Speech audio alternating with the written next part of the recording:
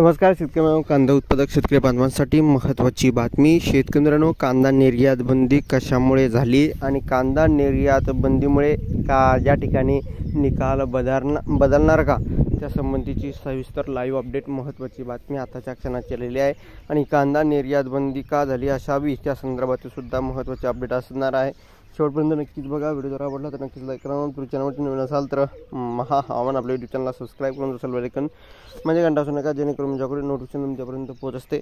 स्क्रीनवर बघतच आहात, कांदा निर्यात बंदी निकाल बदलणार का।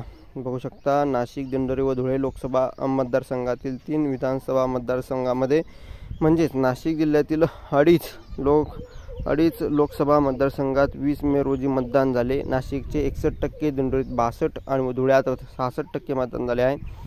या मतदारसंघात शेतकऱ्यांची संख्या मोठी असून इतिहासात प्रथमच शेतकरी शेती प्रश्नावर एकत्र आल्याचे दिसून आले आहे। कांदा प्रश्नाचा रोज शेवटपर्यंत प्रचारामध्ये चर्चेच्या केंद्रस्थानी होता। मतदानाच्या दिवशी देखील शेतकऱ्यांच्या कांदा टोमॅटोच्या माळा गळ्यात घालून मतदान केंद्रावर रोष व्यक्त केला। थोडक्यात कांदा निर्यात बंदीचा प्रश्न चांगलाच तापला आहे।